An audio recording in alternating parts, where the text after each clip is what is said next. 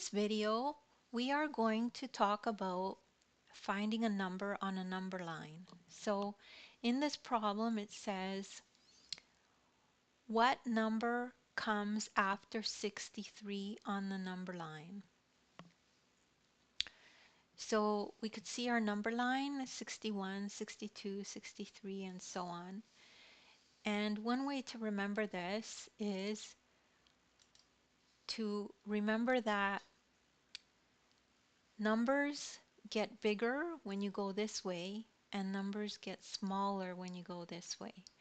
So the question is, what number comes after 63?